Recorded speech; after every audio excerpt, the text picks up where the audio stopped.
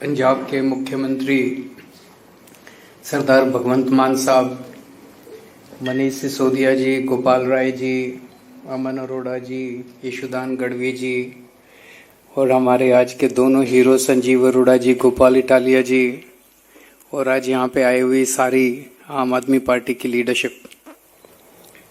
सबसे पहले मैं गोपाल इटालिया जी को और संजीव अरोड़ा जी को बहुत बहुत बधाई देना चाहता हूँ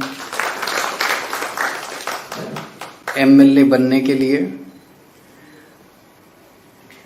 मैं उम्मीद करता हूँ संजीव अरोड़ा जी विधानसभा में जाके मान साहब के साथ कंधे से कंधा मिला के पंजाब की तरक्की में आगे बढ़ेंगे, पंजाब की तरक्की में और आगे बढ़ाएंगे और गोपाल इटालिया विधानसभा में जाके बीजेपी की नाक में दम करेंगे।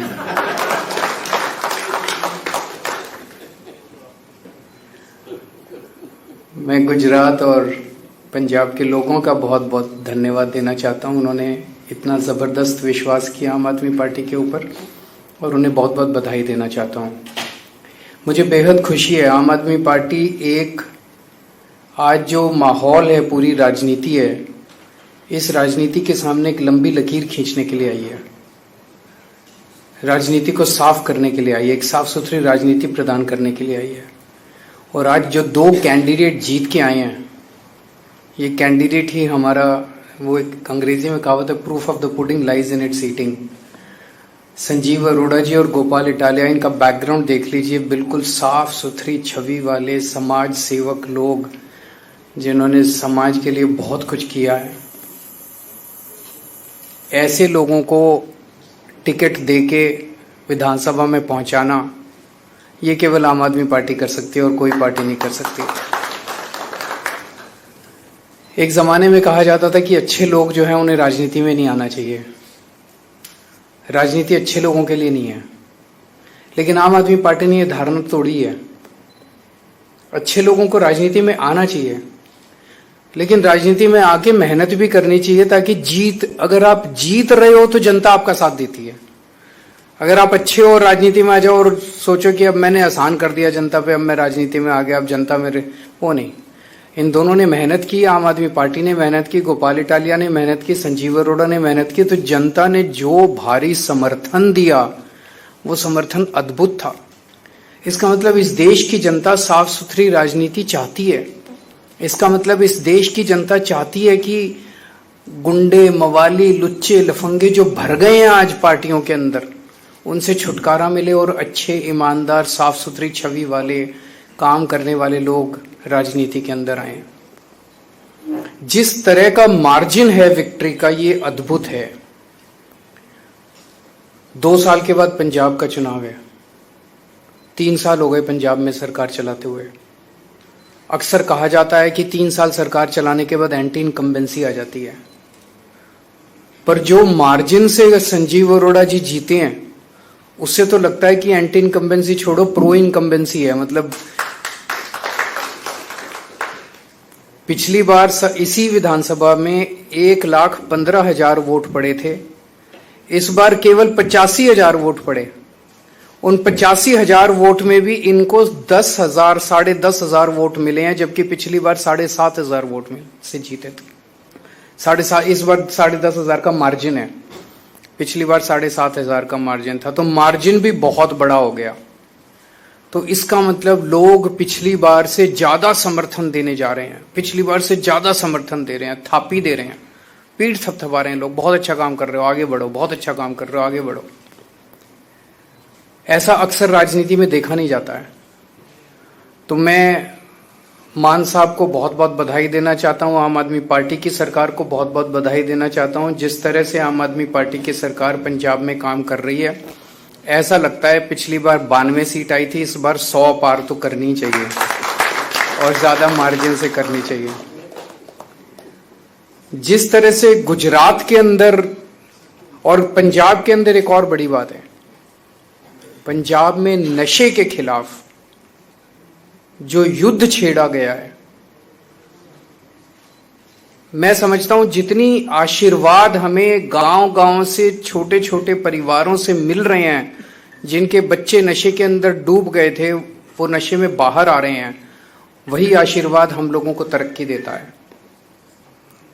ऐसा नहीं कि पूरे देश में केवल पंजाब में नशा है, दिल्ली में बहुत नशा बिक रहा है, हरियाणा में बहुत नशा बिक रहा है, गुजरात में बहुत नशा बिक रहा है, गोवा में बहुत नशा, में कहीं चले जाओ देश के अंदर खूब नशा है। लेकिन जिस किस्म की नशे पे चोट पंजाब के अंदर पड़ रही है, बड़े बड़े तस्करों को पकड़ा जा रहा है, बड़े बड़े तस्करों के बुलडोजर चलाए जा रहे हैं, और चाहे कितना भी बड़ा नेता क्यों ना हो, मैसेज ये है कि उसको बख्शा नहीं जाएगा। बड़े से बड़े जो भी, चाहे आप कितने भी बड़े पॉलिटिकल नेता हो, अगर आप नशे के तस्करी में शामिल हो तो आपको किसी हालत में बख्शा नहीं जाएगा। वो लोग जिन्होंने पंजाब को नशे में धकेल दिया था, सबसे पहले पंजाब में नशा लेके आए थे, उनकी जब वो लोग मंत्री थे दूसरी पार्टियों के, वो लोग मंत्री थे, अपनी गाड़ियों के अंदर नशा सरकारी गाड़ियों के अंदर लेके और पूरे पंजाब में डिस्ट्रीब्यूट किया करते थे घर घर में। जब वो सरकारी मंत्री थे, अपने घर में इंटरनेशनल स्मगलरों को रखते थे। लेकिन आज पंजाब के अंदर प्रो पीपल आम आदमी पार्टी की सरकार है, ईमानदार सरकार है। चाहे कितना भी बड़ा आदमी क्यों ना हो, कितना भी शक्तिशाली आदमी क्यों ना हो, किसी को बख्शा नहीं जाएगा। ये मैसेज पंजाब के अंदर, और पंजाब के लोगों को ये पसंद आ रहा है जो इन्होंने आम आदमी पार्टी की लखनऊ पश्चिम की सीट से जिता के लोगों ने बताया। गुजरात के लुधियाना पश्चिम की सीट से सॉरी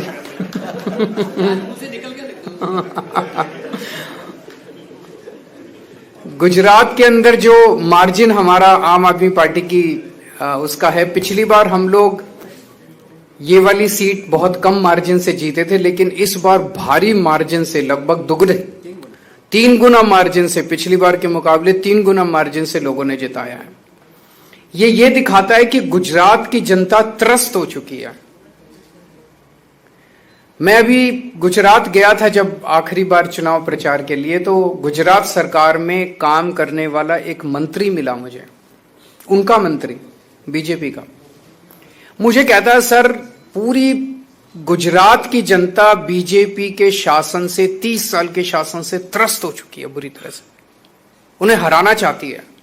लेकिन बीजेपी की ऐसी पकड़ है पूरे प्रशासन और पूरे सिस्टम के ऊपर, पता नहीं ये हो पाएगा कि नहीं हो पाएगा।